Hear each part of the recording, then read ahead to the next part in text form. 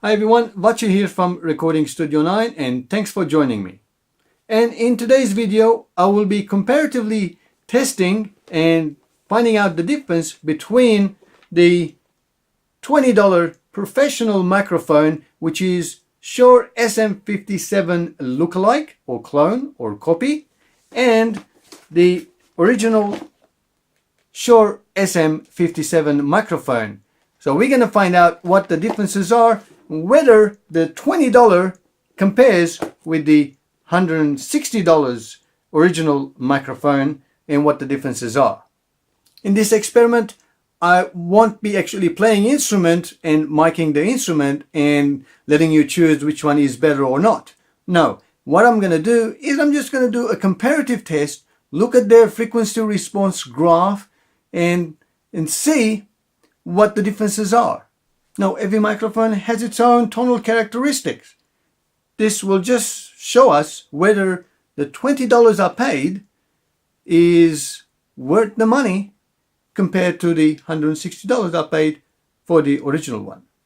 This is the Shure SM-57 copy, labeled as professional microphone, cardioid dynamic microphone.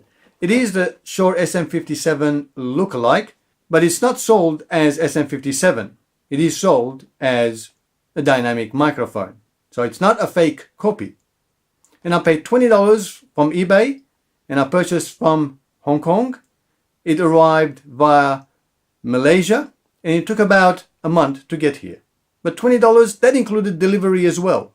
So for the price, it's pretty cheap. Now for the $20, including delivery to Sydney, Australia from Hong Kong, it also comes with the cable, a 3-meter cable with XLR and 6.5 jack on the other end, though it's not balanced, but still usable. And then it comes inside the pouch for you to carry as well. Now for the price, you simply can't beat it. Let's see how well it will perform. This is the Shure Legendary Performance SM-57 instrument microphone. I purchased it from my local music shop for the price of $159 plus delivery. The reason I bought this from the music shop to make sure that it is the original and it's got the authentication and serial number on the box as well. Well, here is how I'm gonna actually conduct this experiment. I have both microphones tied up onto a microphone stand facing the speakers. The one on top is the BM-57 and the one at the bottom is the original Shure SM-57. And they are both at the same position, pointing in the middle of the speaker, halfway between the woofer and the tweeter, to get a nice balanced sound from the speakers. And they are connected into my Behringer FCA 1616. Input 1, I have the Shure SM-57, and on input 2, I have the professional microphone BM-57 connected. And the Behringer FCA 1616 is also connected to my laptop, and on my laptop I'll be running Studio One.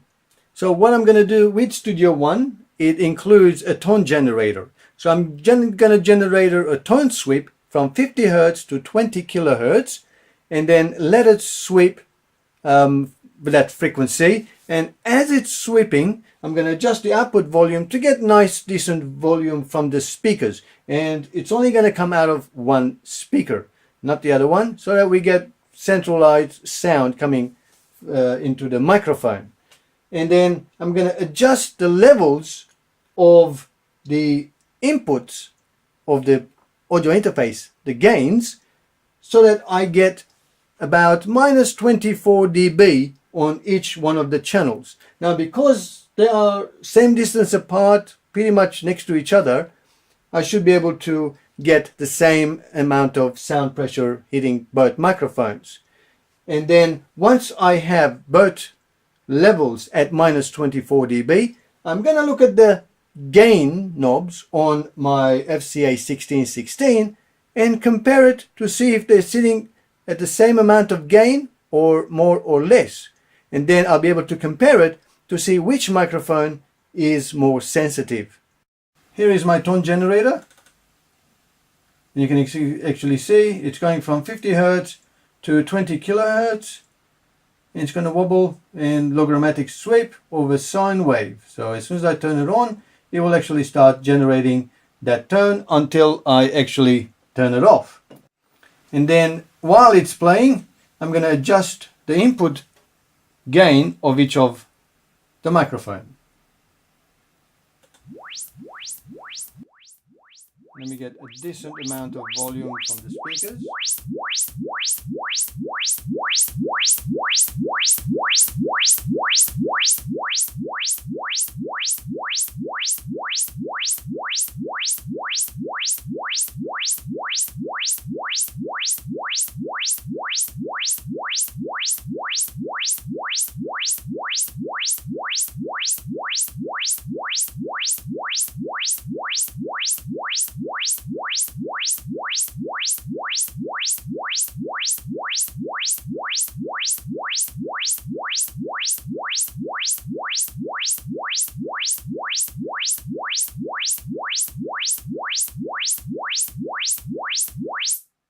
Okay, as you can see, that was pretty much at minus 24 dB on average hitting peak in there. So I would say they're the same level now. Let's have a look if there's any difference.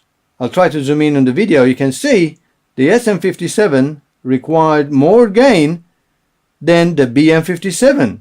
That means the BM-57, the clone or the copy, is more sensitive than the original SM-57. Now that we have both microphones at the same level for its input, let's look at the spectrum meter and find out what the graph looks like for using the same audio sweep from 50 Hertz to 20 kilohertz, and we compare the graph of the frequency response of each microphone. The top microphone is actually showing the original Shure SM-57 graph, and the bottom one is showing the professional microphone BM-57 Shure 57 clone. So just going to run the same tone generator again. So I will go quiet and let the tone generator take over.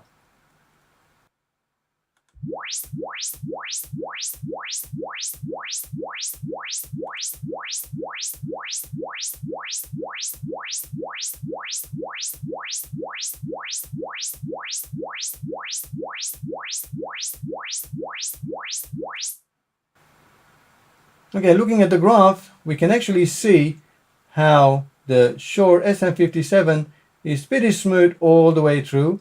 A little bit of hype at about 5K, and I would say that's from 63, minus 63 dB going up to 54 dB. So it's about 10 dB wide Q sort of hype at about 5K. And looking at the BM-57, still pretty much smooth through there. And we have again the hype, but this time we have the hype about 3.6 or 3.7 kilohertz, and it's going from minus 64 dB to 54. Again, 10 dB hype, but we have a dip about the 5K. That tiny dip you can see. And then at the end, it actually, unlike the SM-57, it had funny ending. So it's got a bit of distortion at the end. So about after probably, let's see what that one, it's about 16 kilohertz, which what the actual manufacturer says, it just goes a little bit funny. Where the Shure SM-57 is much smoother and goes beyond 16 kilohertz. Well, that pretty much takes care of all the, comparative testing of both microphones. And as you saw in the graph, you can judge yourself which one is better, which one is not. BM-57 for $20, it's pretty close to the original SM-57. But then again, this is just audio sweep. We don't actually hear the tonal characteristics of each of the microphones that are there. So comment below and let me know what you think of the BM-57, the $20 microphone, compared to the SM-57, the $150 or $160 microphone. So I'm sure I'll be reading your comments below and following up as well. If you like this video, make sure you give me the thumbs up, and also make sure you subscribe to support my channel as well. And as always, thanks for watching and have a great time making music. Gotta go practice more guitar.